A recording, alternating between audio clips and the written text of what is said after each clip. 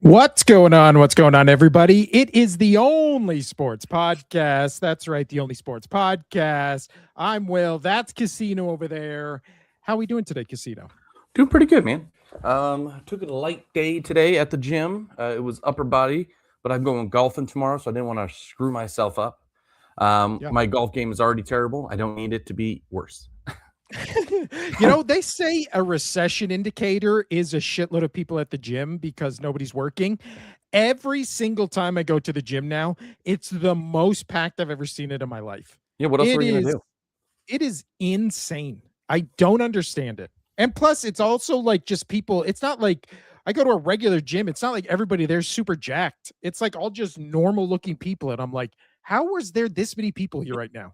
It's because I go to a giant gym and the parking lot is just filled with cars. It's like hard finding a parking spot. It's ridiculous.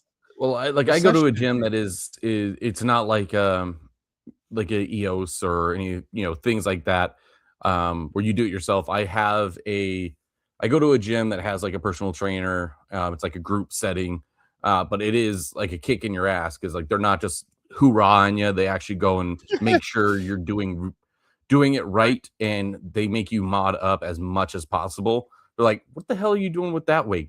Grab this weight, or it's stuff like that. So I love my gym that I go to, and by God, today was so busy. It was so busy at the time slot that I went. I was like, there's no room. We were all kind of fighting for weights at that point. Yeah, it really sucked. I went in where I was like, oh, I'll do this and this. And then every other thing was taken. So I was like, all right, I'll just do this. And then I just left. Like usually there for an hour. I left in like 25 minutes because I was like, I'm not going to wait on every single thing I want to do. Yeah. But we are not put up the tripods and all of that shit. And yeah, I was like, I didn't wear my. I go to, you're not allowed to do that because it is a group setting and it's privately owned. And they're like, no, not doing it. Just stop. Well, see, I was like, why do I even bring my banana hammock to the gym if I can't even work out in it? It's like, yeah, sure. Just too full. Yeah, everybody gets a great look at it, but what's the point? I can't accentuate it, But we are here today, Casino, to talk about the rest of the NFC West, and that includes the Cardinals and the Super Bowl champion. Oh yeah, Cardinals are in that division, aren't they? They're a team that exists in this football era. Okay. Well, that's why the question for the Cardinals is, how bad will the Cardinals be? God. We'll get there. We'll get there. We'll get there. But before Arch Manning much? Before we get to that, Casino, you're wearing your Patriots jersey. Is that because the Patriots apparently had the best joint practice in the history of mankind? I don't know if you saw the news or not. AJ Brown is actually up for training camp All-Pro, and he's actually going to win training camp MVP. Did you see that? I'm so excited. Wait a second. I'm so excited. Oh, those are made up things that don't fucking exist. So can everybody shut the fuck up? I've seen so many salty Eagles fan. Here we go. Dude, I'm seeing Jalen Hurts training camp stats. You know what things I remember from training camps in the 20 plus years I've watched of football? Not a single thing. Not a single thing. You know what things I remember from preseason? That one time Terrell Davis made a tackle on special teams and it got him the starting running back role. You know what else? Nothing. That's it. That's the only thing that has ever happened in preseason that's of notable things that wasn't an injury. Can I ask you something? How's your sodium tolerance right now? Because you are salty as shit. Well, but I did love. Go for it. What were you say? Go for it. I did love this play. I don't know if you saw this. This is peak. What is it? AJ Brown already in midseason form, because I don't understand what he's even doing right here. He gets the ball knocked out and he decides to throw it behind him in the air that then leads to an interception. That's a great interception. I mean, that is a great interception, but why does AJ Brown throw the ball? It's just, I don't know. I don't know. It's in his arm and then he throws it up and behind. It's weird, but regardless, I get what you're saying. I get the whole AJ Brown, but he is salty. He is saltier than you, and he. We thought that Stephon Diggs for the Patriots really had a chip on his shoulder, a salty ass chip on his shoulder, where he wanted to go and take some. That was the craziest thing I've ever seen at a joint practice. He was playing like he was in the Super Bowl. He was like, I'm going. He was playing better than he played in any game last season. It was wild. Again, I take all that with a grain of salt, but I do like to see the progression of other players and just the speed, the cuts, things like that, right? Because you can't really take too much out of joint practices or preseason, but what you can take about it is the skill level that you see, right? Mm-hmm. And it's the things that you see.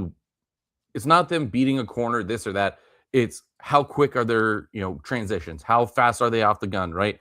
Stuff like that. That's what I look into when I watch training camp, when I watch preseason. I want to see the progression of those kind of skills. So I was really impressed with just the wide receiver group in a whole. It really looks like that they tried. AJ Brown aside, obviously he was going for MVP and he won it for sure, hands down. But I did like to see the progression of my team, and it shows that they have put a lot of work in the offseason on things that they needed to work on.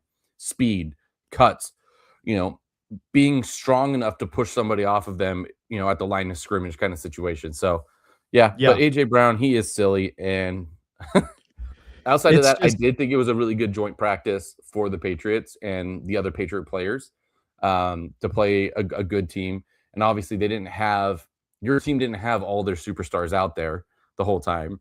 No, well, that's the thing. It's like, oh my God, AJ Brown caught 8 touchdowns. And it was like, it's against guys I've never heard of before. And then Quentin Mitchell broke up half of them and then he caught half of them. So it's like, okay, what do we? Yeah. Well, the thing is also the Eagles and Patriots don't play this season. The only time they play each other or going to see each other is in this preseason game where probably no starters. They're both going to the Super Bowl.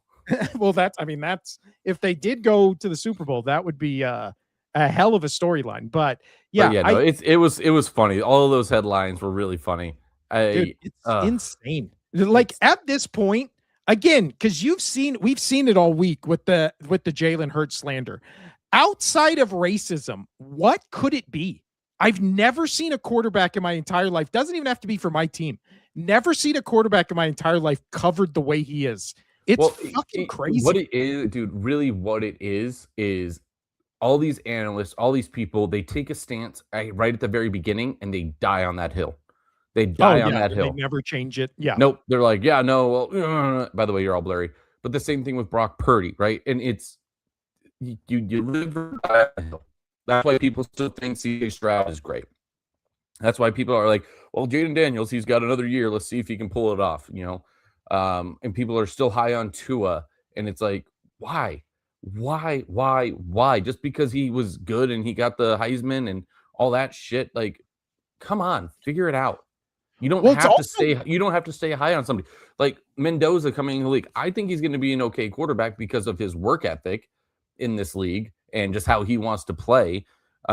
He's got the aggressiveness as like a Jackson Dart, but he's also smart enough, like a Manning or a Brady or whatever, to be like, okay, I got to get rid of the ball. And I like everything I see from him. And players like that, like he's going to be good. But here's the thing. If he doesn't play well over the next 3 seasons, people are going to still be like, well, it was just it's the Raiders. Let's give him benefit of the doubt. It was the Raiders. They don't have weapons outside of their tight end and blah, blah, blah, blah, blah. They're going to stick and die on that hill. So when it comes to Jalen Hurts, they're just like, okay, we said this from the very beginning, even though he has the 2 highest quarterback rating grades ever in a Super Bowl, they don't care. People are going to die on the hill that they set on and leave it at that. Right? Well, I completely agree. And the crazy thing is it's just like with Hurts, it's like he's been to 2 Super Bowls, won one. What is it? Had the MVP caliber season in the first time they went to the thing with the Chiefs. And then it's like, everybody's like, oh my God, he needs to prove himself. He needs to prove himself. And then they have guys who have done not even half of the things he's done in the league, a la Josh Allen, a la Justin Herbert, where no criticism is allowed of those guys. because it's just like, well, have you seen how they play quarterback? And then it's like, can somebody explain to me why Josh Allen and Justin Herbert and all those guys in that class, Jordan Love, where during the regular season, they have enough pieces on offense to put up great numbers. But then the second it gets to the offseason and they shit the bed and they get knocked out of the playoffs, then it's like, well, they didn't have any help. They had no help. And then it was like, well, how come the help was good enough 2 weeks ago, but now all of a sudden it's not good enough and they need, and also it's that thing I know we talked about on the Chargers episode where it was like, when is it that the quarterback is enough and he, can lead his team? And then when is it where, well, the quarterback doesn't have any help? Like, because the whole thing with Jalen Hurts is it's like, well, obviously he's playing this good. He's got a super team around him. And then it's like, yeah, but every year we do the super team thing. Like Matthew Stafford has had a super team around him the entire time he's been to LA, and he has never beaten Jalen Hurts, made it to half the Super Bowls Jalen Hurts has made it to. And what's the excuse?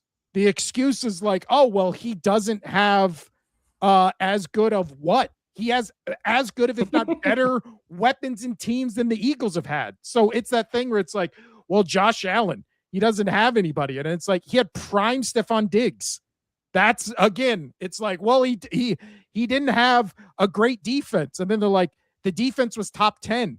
Like last year with Herbert, it's like, had a top 10 defense, one of the best coaches in the league, had a great offensive line. And then it's like, yeah, but he didn't have the best wide receiver in the league. And then it's like, why does he need that? I thought he was great. I thought he was the best quarterback in the league. Like, it just, the discourse makes no sense. I don't understand it. And it's one of those things where it's like, you're watching these things and it's like people in talking about training camp or practice are like, wow, he threw 5 interceptions. And then it's like, okay, but you realize he threw 5 interceptions all last season. This is practice. You don't think he's just trying shit out to see what works? Like, It's practice. Who gives a shit? Like, I've never seen, when I saw the training camp stats, I was like, this level of like hate, I've never seen it before. In sports, I've never seen it before. It's fucking crazy. It's weird, man. It's weird. And also, you've never seen that much hate in sports. Just watch the current WNBA. Well, that's the thing. It's like we're people are acting like Jalen Hurts has the personality of like a Angel Reese. It's like Jalen Hurts, he just goes to the mic and he's like, oh yeah, I need to work harder. And then he never says anything. And then everybody's like, look at this piece of shit.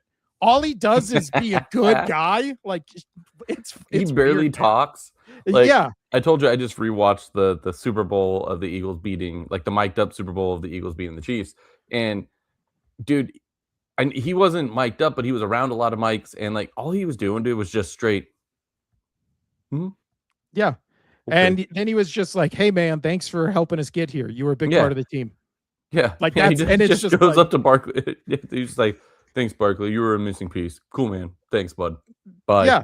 Like the most low-key nothing personality ever. And it's like, I fucking hate this guy. As if he has like Johnny Manziel's personality.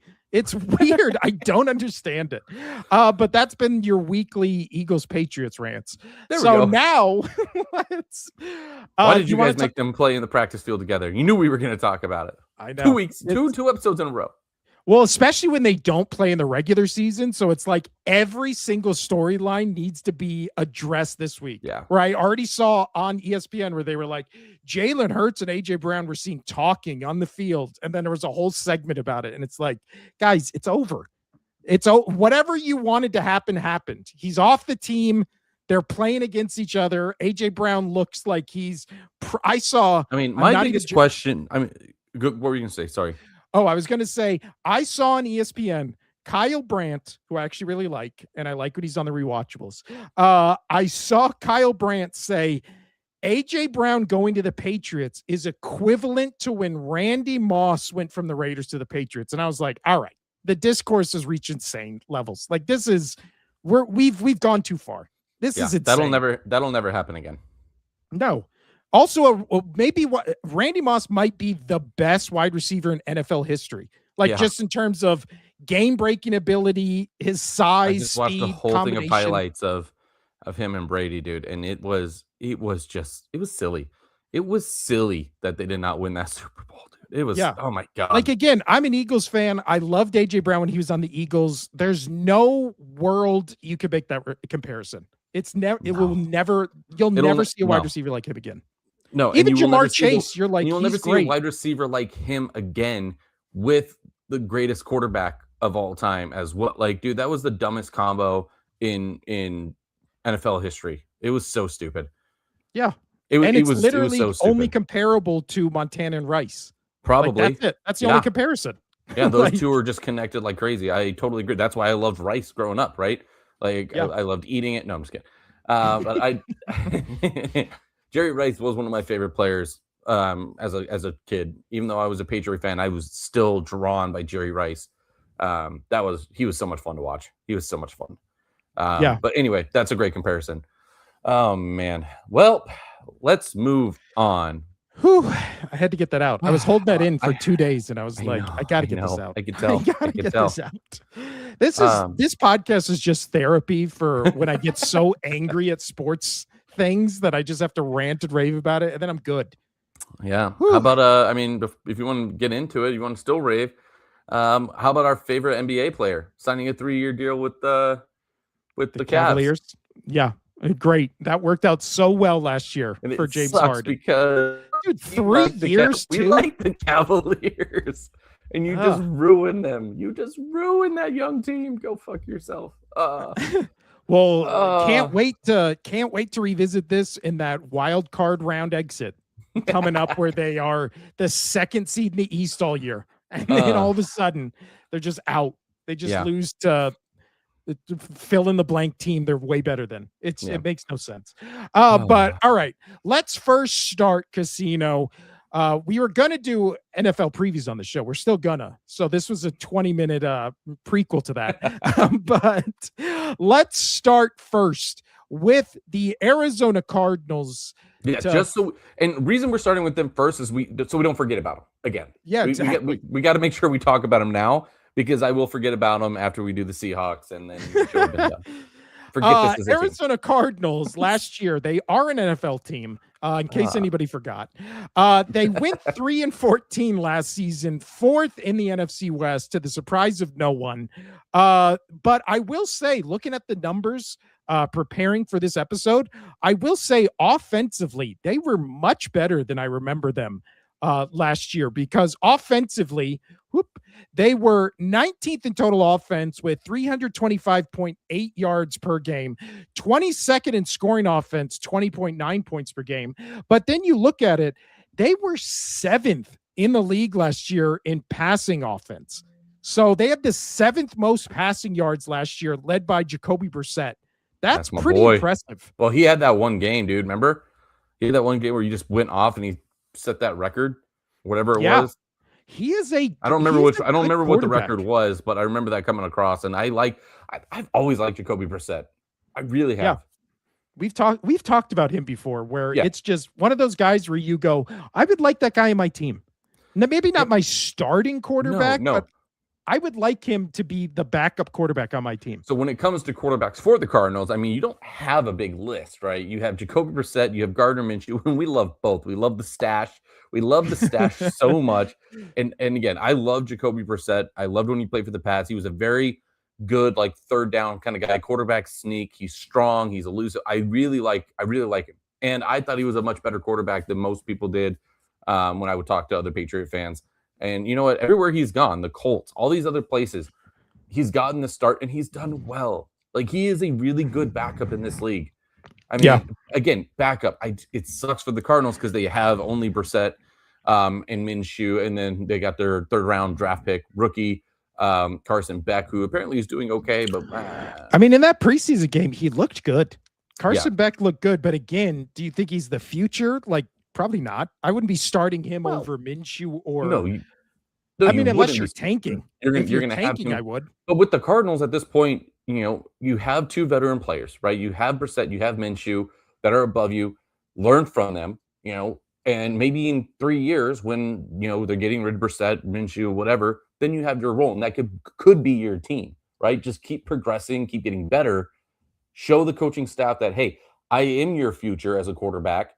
Bring in other quarterbacks in the draft. I don't care. I'm going to outplay them because most likely, I'll say it, most likely they're going to get one of the top three quarterbacks in this draft coming up. But yeah, dude, you've got to show that you can do it. And this is going to be a very kind of the same team last year. They had 3 wins. They were 3-14.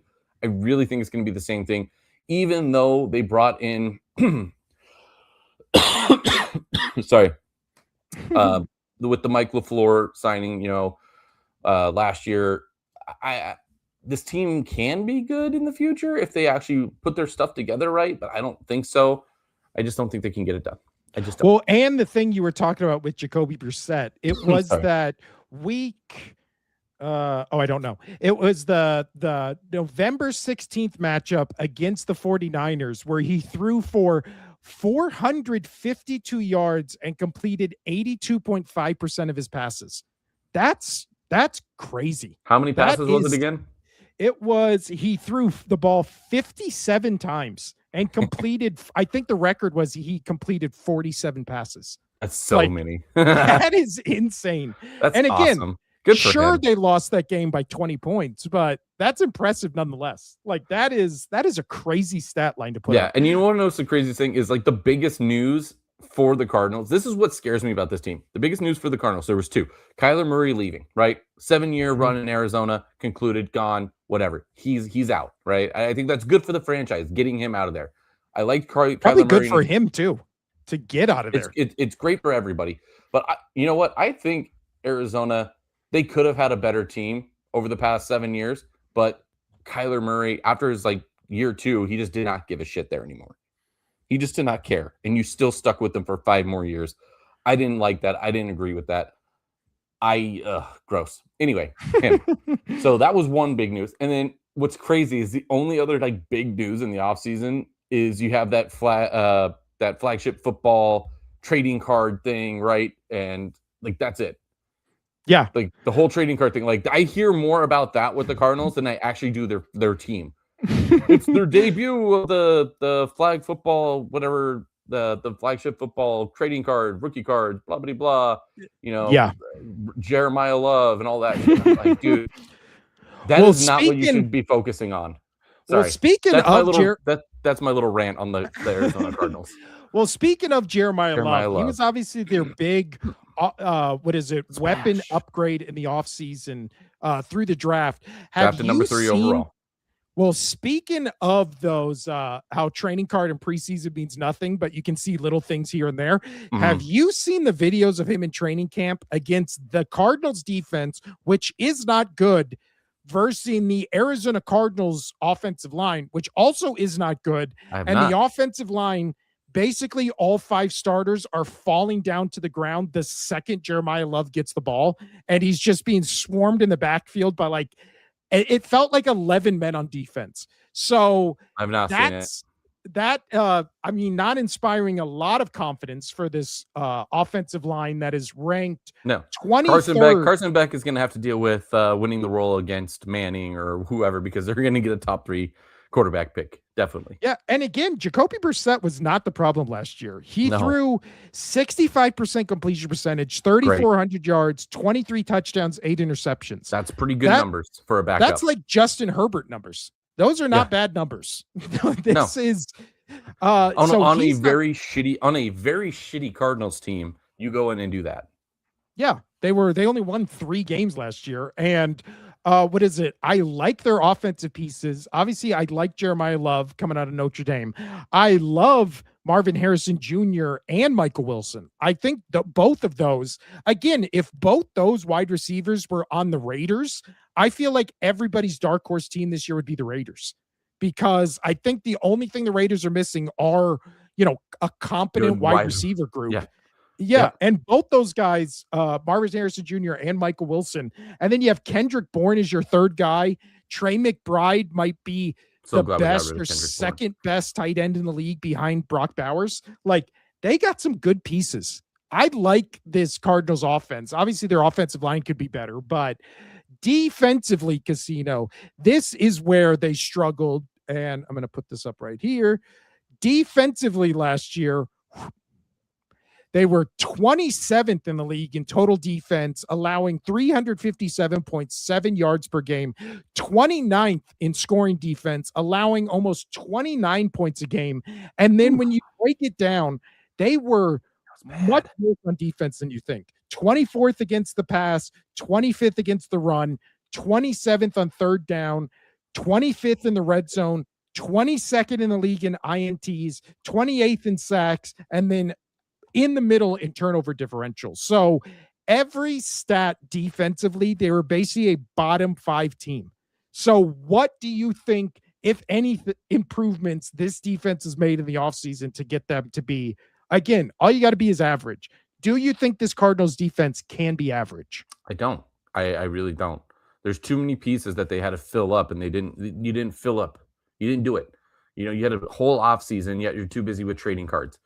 They did not figure they did not figure it out. You really hate the trading card thing. I do. I don't like the whole trading card, the whole Pokemon trading card thing. I mean, you can attest to this. And just all these grown people just going and getting cards. Whoa. My wife started a new job in that world. So I love it. Care. I actually think it's the best thing ever. I hate it. I hate it. Oh, let's $80,000 on this sealed pack that we have no idea what's in it. When we can resell it for $80,000. Why? Because my word said so. Like, shut the fuck up. Cardboard gambling. But also the weird thing about this Cardinals team, the defense was their biggest problem last year. So then they went out and hired an offensive minded head coach. Yeah, doesn't make sense. That just seems weird. No, it doesn't make sense. I'm glad you said that. That was going to be what I was going to pop out next. Dude, it does not make sense. They were 31st last year in run offense. So obviously you change that up by drafting a running back, first round pick, Jeremiah Love, all that kind of stuff. Again, we talked about it. 7th in the league in passing. All their other offensive stats are pretty good. So again, bottom 5 in all defensive categories. You have one weakness on offense, which is you can't run the ball. So then in the offseason, you get an offensive head coach and then a running back. Don't really address anything defensively. No, they didn't. It's weird, man. That just seems like that's one of those teams. This is one of those teams where you just go ahead.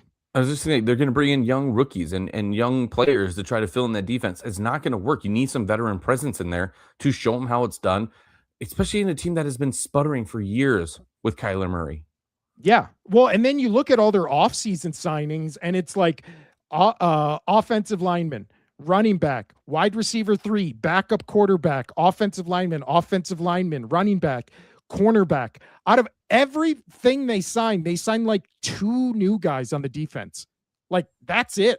Like, this team, again, you wonder why teams are bad for such a continued, couple of years, like one after another. And then you see their off seasons and you go, oh, because they don't address any of their problems. No. Like, yes, the running back was an issue, but that's one pick in the draft, which, again, everybody loved that pick. So then why are you not spending all offseason being like, hey, we should probably address our bottom 5 defense in every category, and then instead being like, actually, let's spend our money on backup offensive linemen, third string running backs, backup quarterbacks. And this is why bad organizations stay bad. Yeah, that's the makings of another 3-14 team. Like, the question is, how bad will the Cardinals be? Like, so bad they're going to be in contention for the number. Wait, hold on. Ask that again. Casino, how bad will the Cardinals be this season? I don't know. How bad? We're just going to let that joke die. We're gonna Waka Waka. They're going to be so bad. I love that. Thank you for that. So there's a lot of times, like in the group chat, our friends group chat, I'll say something and it doesn't land, and then I'll just put that gif of Fuzzy Bear going Waka Waka, and it makes me laugh every time. Laugh every time. And then the running joke is everybody just posts the boo this man, this man, or nothing at all. I feel like the nothing at all is more devastating. It is. Because it's like it didn't land and so not much. even people and nobody even laughs at the Waka Waka, but it makes me feel good every time. A lot of Waka Wakas. A lot of them. But you know what? That's also going to be the Cardinals season this year. A lot of Waka Wakas. That was the setup. Well done. A lot of slow Waka Wakas to the locker room after you just got annihilated. It's just going to be a lot of sadness this season, Casino. And again, last year. You thought that joke was good? No, I just thought it was a good transition. Okay. But last year, we got in a lot of arguments with Arizona Cardinals fans. Oh my gosh, like, they're still. What on are you talking about? Gannon's a great coach. Kyler Murray's gonna have a bounce back season. No. This team's poised to be great. I would love to hear those same people this year defend this Cardinals team. Like again, we just if did you the want numbers. to defend Jacoby Brissett or Gardner Minshew, go for it. I love those guys. Well, also, it's like we already did the numbers. Jacoby Brissett had a good season last year, and they were still a 3-win team. So if you go, oh, well, Jacoby Brissett's going to be good this year, it's like, yeah, we saw that. We saw him be good, and that equated to 3 wins. So when you have to outscore, again, when you're throwing for 900 yards a game and you're still losing by 3 touchdowns, that should tell you something. Like that should set alarm bells off in your head. And not one person in the Cardinals organization was like, hey, we should get better on defense. Like this is, again, in fantasy, stay away from every single if you do the independent like defensive player draft, which I've never understood. I don't like that at all. Like I tried to do a couple of those leagues. By the way, or whatever. I tried to look into the draft for ours coming up on Sunday. Dude, you say Yahoo is so much easier to navigate. You're gonna have to explain it to me, man. I will. I don't get it. I like Yahoo. I like Yahoo. But no, have you ever tried to do one of those fantasy drafts where you also pick players on defense? No, I will never do that. I tried to do it one year, dude. I couldn't do it. It's too hard. Whoever came up with fantasy football and just decided to put all defense together. Because if you don't get Myles Garrett, you're done. Yeah, pretty much. It was literally like 5 guys. And it was like, if you don't have one of these 5 guys, it doesn't matter who you have on defense. It's all just a crapshoot. It was too inside football where I was just like, this is too much. Like this is way too much. But let's move on, Casino. Yeah, that was way too much talking about them. About a Seahawks that are really going to be maybe the most irrelevant team in the league this year. Like you mean who would be Cardinals? Who would be in contention? Because again, we already did the AFC South where you're like, at least the Titans will be interesting because of the 2 coach thing. No, the Dolphins. Oh, that's true. When we get to the Dolphins, it's really going to be a race to the bottom between, because again, the Jets at least have something going. Yeah, I really like their offensive pieces. They just need a quarterback. Yeah. A quarterback and a city that actually gives a shit about them. Yeah, I really think it's going to be Dolphins or Cardinals. Gun to your head, who do you think is going to have the number 1 pick between those 2? Dolphins. I think so too. Because at least with Jacoby Brissett, that's exactly my point. Exactly my point. Jacoby Brissett's going to go out there and beat his own record and throw 50 completions and crush it. Yeah, and then if they need to, they'll bring in the stash. Oh, Gardner Minshew, great stash, great hair. But I think that video I sent it was my little brother running, and he was like doing the face selfie as he was running, and he had his mustache and his long hair with the headband. I do remember that, dude. Yeah. That image, that little video is so ingrained in my head that whenever my little brother changes his hairstyle all the time, grows facial hair, and then he's always changing it up. But he had it once where it was like parted in the middle kind of situation, headband, and then the Gardner Minshew mustache like that came. Oh, dude, it was so funny. It's a good look. Yeah, I'll tell you what. I found a video where Minshew was running, and I put them side by side, and it was hysterical. My little brother became Gardner Minshew without even trying because he's not a big sports guy. He's more extreme sports because he does all the mountain stuff and this and that, dirt biking, snowboarding. So when it comes to football, he would have no idea who Gardner Minshew was. But I'm like, dude, you became him. Anyway. Oh, this is an interesting comment right here. Not if the Falcons say, hold my beer to race for the number 1 pick. That would be a dark horse candidate to be a bad team. Because again, Michael Penix is injured. Tua already lost the quarterback battle.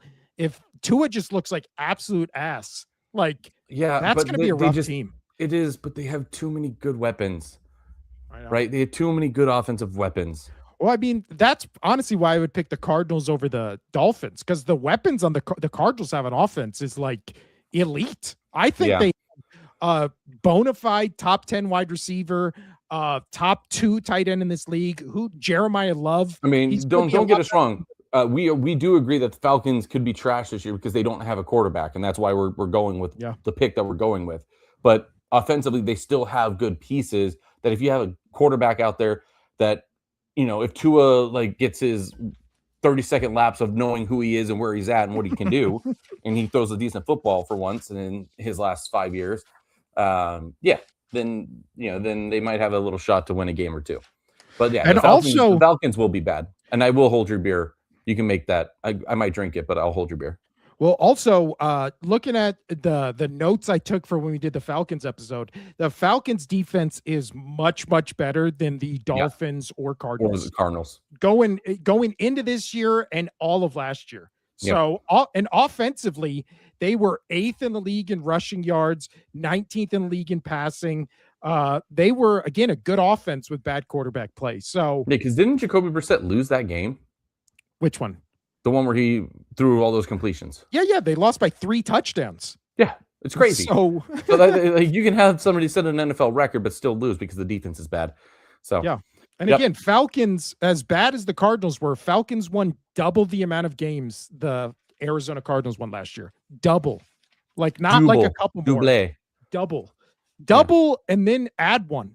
So or no, let me ask you, are you a Bucks fan, a Panthers fan, a Saints fan? Which one are you? Anyway. This is by the way, that comment was by Howard Ma 747. So thanks for the comment, buddy. Yeah. Now also last thing on Cardinals is we try to move off of them and we've already moved back to them. Well, this is actually just a Gardner Minshew question. Has there ever been a quarterback who has coasted this long just on vibes? Because he was a decent quarterback the 2 years he played in Jacksonville, but ever since then, since 2020, he went to the Eagles for 2 years, the Colts for 1 year, the Raiders for 1 year, and the Kansas City Chiefs for 1 year. Now he'll be on his I can tell you right now, currently Kirk Cousins. Everybody loves Cousins, and he's vibing. But at least Cousins would put up numbers. Like Minshew didn't even really put up numbers. It was just vibes. Right. That's fair. It was just the mustache. And he still got vibes. I know. And again, when he was with the Eagles and then Hurts got knocked out and Minshew came in, I was like, here we go. And then he did nothing. And I was like, damn, I was so excited for Gardner Minshew. You wanted to ride the stash. Yeah, and then he did nothing. But now, Casino, let's move to the polar opposite. From the worst team in the league, potentially, to potentially the best. And that is the reigning Super Bowl champions, the Seattle Seahawks. I'll give them a clap. Who did they beat this Super Bowl last year? I can't remember. A very underwhelmed. It was my Patriots. But you know what? I don't give a shit. I do not give a shit. My quarterback got his team to the Super Bowl. They beat 3 of the top 5 defenses in the playoffs. They crushed it. Love them. I don't give a shit. Everybody can suck my what? But yeah, and then everybody's like, "Oh, I'm sorry, I'm going a little rant now." Everybody, they beat the. They had all this easy schedule, historically easiest schedule since 1999. Well, guess what? They blew teams out. They absolutely blew the teams out they were supposed to. So suck it. Boom. Moving on. But props for props are due. I like Sam Darnold. Good on him. They won the Super Bowl. And can they run it back with this team? Yes. Even without their running back. See what I did there? Let's go. So the Seattle Seahawks last year went 14-3, won the Super Bowl, first in the NFC West. They did that in large part to their defense. But first, let's talk about their offense, Casino, led by a little man named Sam Darnold, actually a big man. He's pretty fucking big, dude. Yeah. Their offense last year, 7th in the league in total offense, 351.4 yards per game, 3rd in the league in scoring 28.4 points per game, 14-3. Do you see with the loss of Kenneth Walker, this offense skipping a beat? No. No, I really don't either. I think this team is great. And finally, I think the biggest thing here is Sam Darnold had 2 great seasons in a row. Not good seasons, great seasons in a row. Enough to where an entire organization fired every single piece of their management because they got rid of him. And we're talking about the Vikings on that. I love Sam Darnold and what he was able to do. Dude, he was on the Jets. He was on the Panthers, right? He was seeing ghosts against your team. He was seeing ghosts. He got that. He's turned into Luigi, dude. He was scared of ghosts, and now he lives in the haunted. He lives in the haunted mansion. He loves it. He's so great. This is Luigi. I love him. And that postseason that he had was one of the best postseasons I've seen a quarterback play in a long time, including my own Tom Brady. Like, this was amazing with what he did. He was poised. He wasn't making bad decisions. His pocket awareness was insane. In that Super Bowl alone, he did the whole bull thing with Milton Williams, who broke through and was just like, I'm coming to sack him. And then he was like, ole. And it was great. He deserved to win that Super Bowl. He played out of his goddamn mind. And with that, I don't think he's going to skip a beat because now he's won the title. He's proved to everybody that he is an elite quarterback. He won 2 seasons, or he had 2 great winning seasons in a row, 14-3. And then you top it off with the Super Bowl. Dude is not scared anymore. He's not seeing ghosts. He lives with them. They're his best friends. They cook eggs in the morning. It's great. Yeah, with the Vikings, 35-12, 66% completion percentage, 4,300 yards, and they just let him walk out the door. That's crazy. And then we had to endure, and then Vikings fans had to endure an entire season of 9. So you went from Sam Darnold, 14-win season, 66% completion percentage, 4,300 yards, 35 touchdowns, to a guy who had a good quarter of football the entire season. Dude. But then he goes to Seattle last year.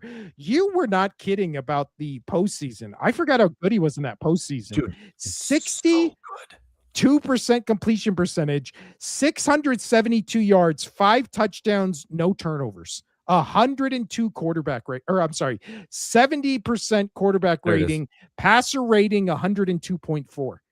He was so good. And that's over 3 games. That's like astounding. Those are really great numbers. Those are good numbers. And not only are they good numbers, is the teams they had to play. Right? That's what was amazing to me. Outside of the 49ers. The 49ers they destroyed because they should have destroyed them because that 49ers team was damaged. But then again, beating the Rams for the 3rd time or the 2nd time that season, playing your Patriots in the Super Bowl, it was, he just, and again, Sam Darnold's also one of those guys where everybody was rooting for him to have that kind of season, right? Sam Darnold was a guy where everybody was like, oh man, he got drafted by the Jets. Nobody wants to play for the Jets. And then he escaped. He learned how to play quarterback in the NFL. And then when he was given the opportunity, never looked back. And now he's a Super Bowl champion. Like, that's what sports are all about. Yeah, I'm a big fan of him. And the biggest question, though, is the running back room, losing Kenneth Walker. We talked about that. Zach Charbonnet.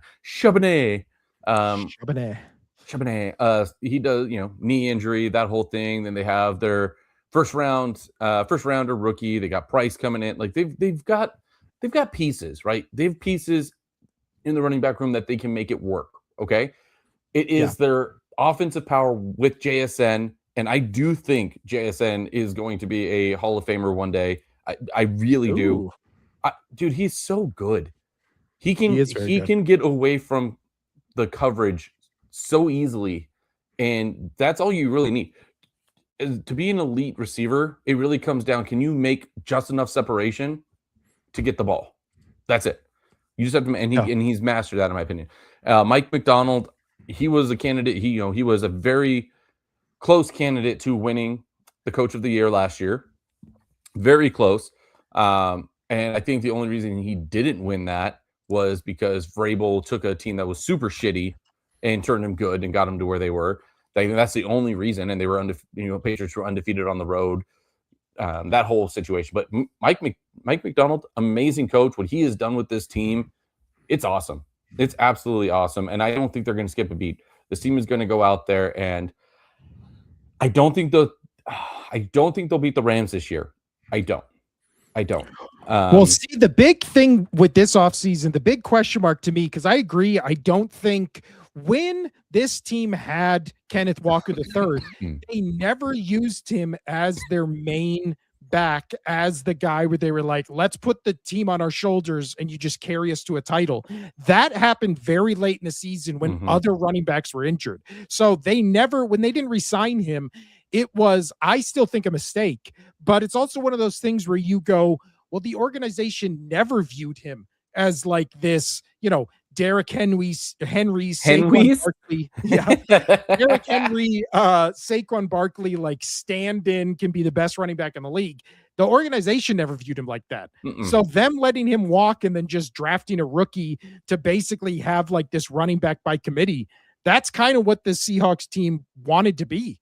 Like they're going to have Charbonnet for the short yards. They're going to have the second running back from Notre Dame as the, kind of cleanup guy. And then they're just going to go from there. Now, the thing they did change, Casino, is their offensive coordinator obviously went to the Raiders to be the head coach. They hired Brian Fleury to be their new offensive coordinator. He came over from the 49ers. As an Eagles fan, I'm having like PTSD flashbacks of every year just changing the offensive coordinator and the offense just being wildly either consistent for a season and then inconsistent for a season, consistent for a season, inconsistent for a season. That scares me because, again, everybody said Lions won't miss a beat when they lost both their coordinators. Well, guess what? They missed a beat. Like the Seahawks, everybody's just penciling them in to go back to this to the Super Bowl. And it's like the last couple of years, especially, it's all about systems. It's all about coaching, either, the head coach, offensive, defensive. It's all about schemes. Yeah. So the Seahawks losing that scheme is what worries me. That's true, but they do have a lot of veterans, dude. They do have a lot of pieces on that defense that know how to get it done. Witherspoon, Williams, they've got pieces, and I think the veteran presence will also help keep that defense together, right? You're not bringing a new defensive coordinator with a whole bunch of rookies, right? So I think they're going to be fine. I think they're going to be fine. This is what scares me. You go from a crazy dominant defense like they were last year. You lose a couple pieces. Guess what? You're still going to be a pretty damn good defense. But so this is the guy. So I was looking into who this Brian Fleury guy is, because obviously I don't really recall him being on other teams and stuff like that. So with the 49ers, he was a defensive quality control coach, switched to offensive quality control coach, switched to tight ends coach, run game coordinator, and now all of a sudden he's the offensive coordinator. So he's just a hybrid. He's a Swiss Army knife. He can do it all. That seems weird to me, that he was all of a sudden a defensive coordinator 5 years ago, and now all of a sudden he's the offensive coordinator for a coach. He just understands football, man. Team, I don't know, man. I don't either. I'm just trying to be positive. That would be my really only red flag, because we've talked offensively. Now let's talk defensively for this team, because last year this defense was as dominant as anyone not named the Broncos. Like the Broncos, the Texans. Let's just name all the teams let's just name all the teams the Patriots beat, right? Let's just do that. Well, we're naming one they couldn't, which is the Seattle Seahawks. That's fine. They were so good. They were good. They were 6th in total defense at 25.9 yards allowed per game. First in scoring defense, only allowing 17 points per game. Yeah. And that showed in the Super Bowl. They were crushing it. When you dig into the nitty-gritty, they were 10th against the pass, 3rd against the run. They were the number 1 third down defense last year, 5th in the league in red zone defense, 5th in interceptions, 8th in sacks, and they had the 21st turnover differential. So every defensive category they were top 10 in. Most of them they were top 5. That's a great defense. And obviously we saw that in the Super Bowl. That's legendary. Yeah. But again, didn't really lose anybody defensively, kind of kept the whole team together. It's gonna be good. There, outside of the offensive coordinator and the Rams, really, there's no reason this team shouldn't repeat as Super Bowl champions, Totally. right? What they're I haven't looked at their strength of schedule. It's tough. They've got one of the hardest. Yeah. So I don't remember what it was, but I think they're in the top 5 if I remember. Obviously, they should be, right? They are not. They are 14th. Oh, never mind. Then they're fine. They're the middle of the road. Super Bowl champions just getting a middle of the road schedule. They're fine. So actually, let's look at this schedule for 14th after having a first place schedule. They start week 1 opening night against your Patriots. I can't remember if we talked about this. Do we like first game of the season being a Super Bowl rematch? I don't like it.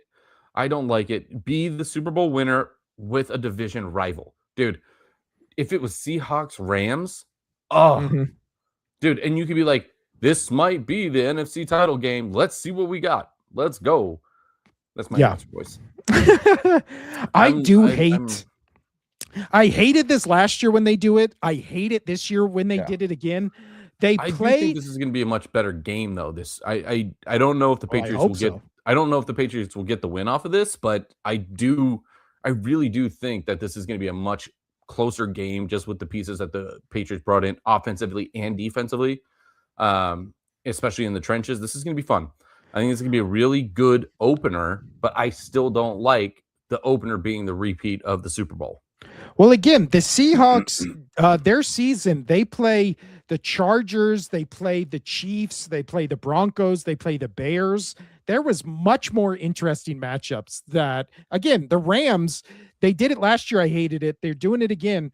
They play the Rams week 16 and week 18. I hate when they do that.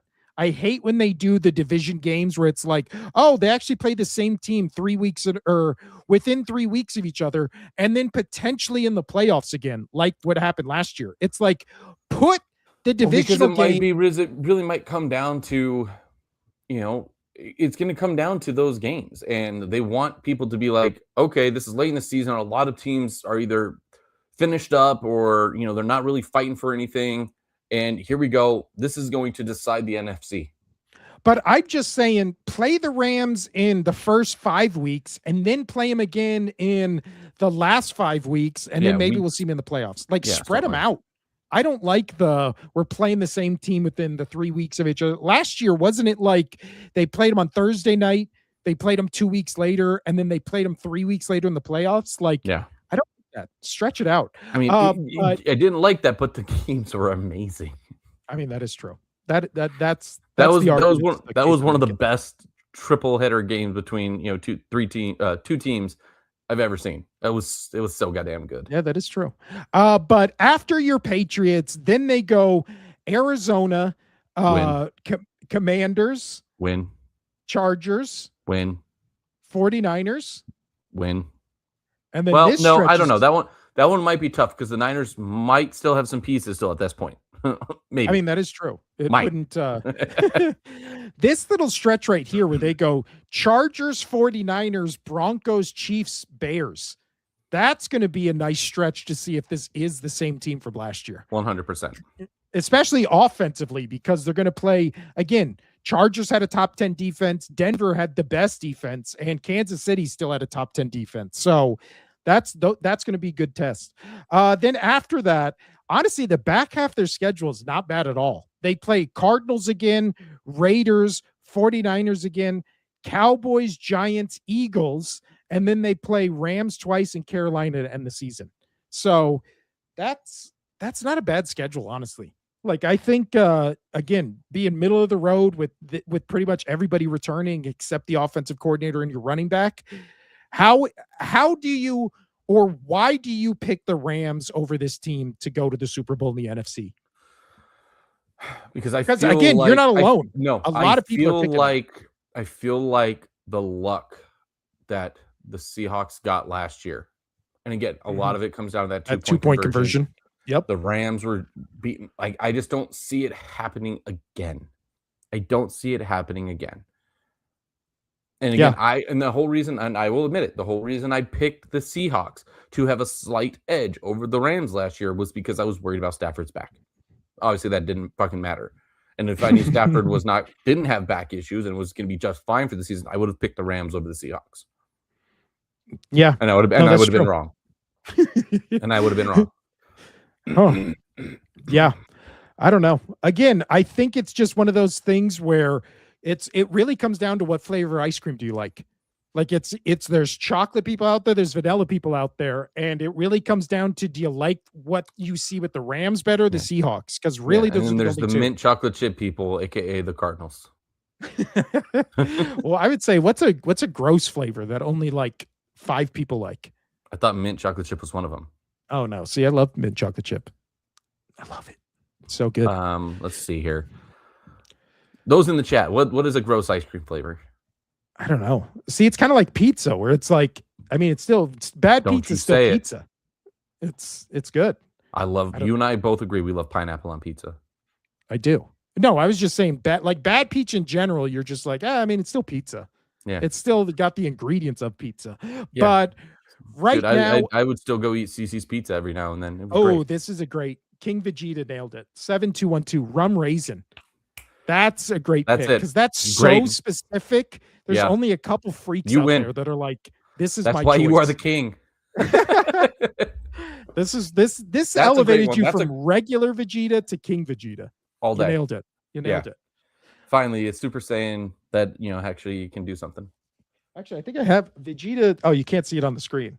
Oh, you can on the vertical one. He's right there in the cup behind me. Vegeta's right there with the blue hair. But outside of that casino, you know what? The only thing I wanted to talk to you about the show on, and then we got sidetracked with me ranting about the Eagles. Have you seen? Obviously, I was away on a week for a cruise, so we pre-recorded all the episodes last week. So we missed everything last week that was topical because obviously they were pre-recorded.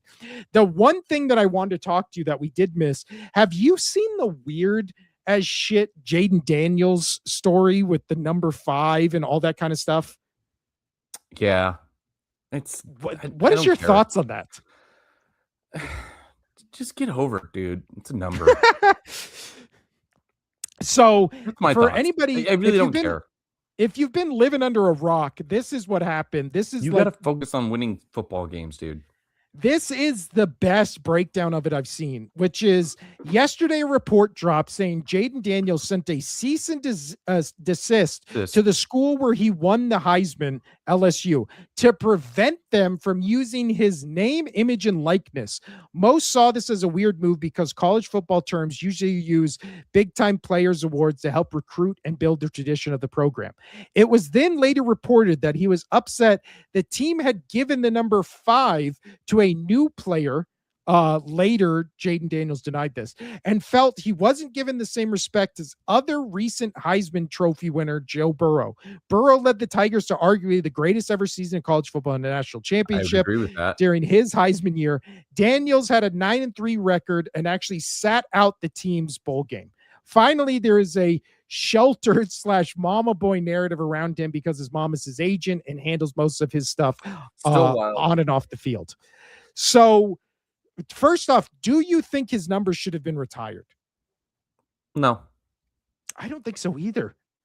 Again, I just think it's Joe Burrow. Again, the thing with Joe Burrow is he won the national championship where Jaden Daniels didn't.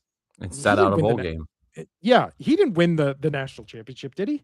I can't remember. I don't see. This is also the thing. I don't really remember Jaden Daniels at LSU.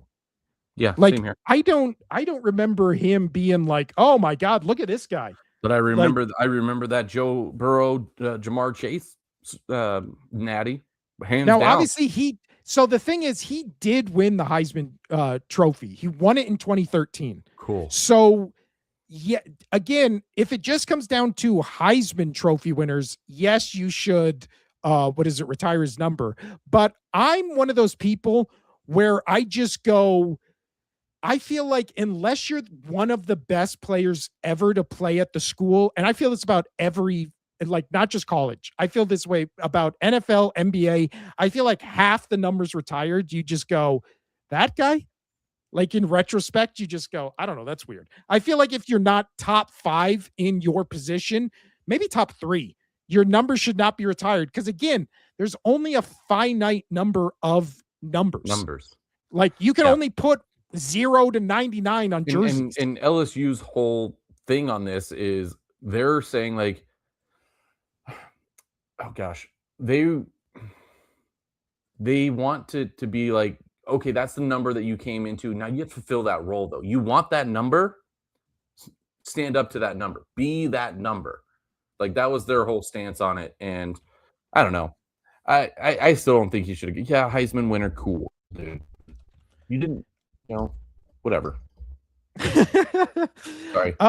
Yeah, I don't know. Again, Jayden Daniels, yes, he won the Heisman. Yes, it was a great season. Should they retire his number? Probably, but it's also weird 3 years into your NFL career to be like, I'm sending a cease and desist to my college during training camp of my upcoming season. I feel like that's where most of the people had the issue, right? Where it was focus on what you're doing right here. Yeah, right you're now. In the middle of training. Also, you're in the middle of hopefully coming back from just being injury prone. You're basically entire NFL career after your rookie season. Right? Like it's one of those things where it's like, maybe you should be focused on like putting on muscle, avoiding taking big hits on the sidelines, like stretching. Yeah. Not being 150 pounds and trying to play quarterback where you don't slide. Or most importantly, during training camp, sit there and have your girlfriend play with your hair. Well, that is something that only Justin Herbert can do. And that's why I think he's one of the best quarterbacks in the NFL. Because yes, that chick is hot. Yes, she is. Also, King Vegeta says, do you have any questions about the Rams special teams? They lost several games because of it, and I don't know if they got any better. That's a great observation, because we've seen teams. There's always that famous Chargers team, it was like 2008, 2009, where they had the number 1 offense, number 1 defense, and then the worst special teams, and ended up being like 8-8 and missing the playoffs. So special teams is a big part of the game we don't talk about enough. And hey, that might be the edge. That was Belichick's number. That's a great question, because that was Belichick's number 1 thing was good special teams. We have to have a good special teams. He cared so much about his special teams. And, he's got a great resume to prove it. So focus on the special teams, and that's where it's won or lost. So great point, man. Great point. But I still don't think it's going to matter. I think they just got so much better on defense, and their offense is so goddamn good. Even with Puka Nacua out there biting people, it doesn't matter. Well, also, it becomes one of those things where I feel like bad special teams play can be negated by Myles Garrett lining up next to Aaron Donald. Like if Aaron Donald comes back at any point this season for the Rams, I really think everybody just has to throw their hands up and just go, oh, well, the Rams are going to win it this year. Like they would have arguably 2 of the best defensive players, not in the league, in like NFL history. Of at least the last 20 years. Yeah. They have like 2 of the top, they have 2 of the top 5, top 6, of the last 15 years looking down at you. So I don't know. I honestly, I do really feel like, though, that's a great point, but the Rams do feel like they're one of the best built teams to overcome something like that.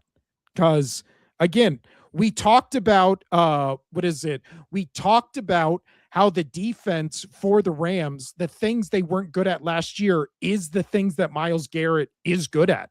So getting pressure on the quarterback, getting sacks, and King Vegeta says that 2-point conversion wouldn't have mattered if they made the field goal. Well, it's also that 2-point conversion by a lot of people's metrics wasn't even complete. Like that's one of the biggest controversies we've seen, not involving the Chiefs in the last 5 years. Because I've seen it split 50-50 right down the middle, where it was like, was that ball still in play? Should that have counted? Like people really 50-50. Because again, they don't make that. They don't get the number 1 seed. Seahawks have to go to the Rams instead of the other way around. And who knows? Like maybe it's the Rams in the Super Bowl last year. And now we're talking about oh man, the Rams can they repeat? All they did was get better, got Myles Garrett. Like, who knows? But King Vegeta, you're MVP of the show today.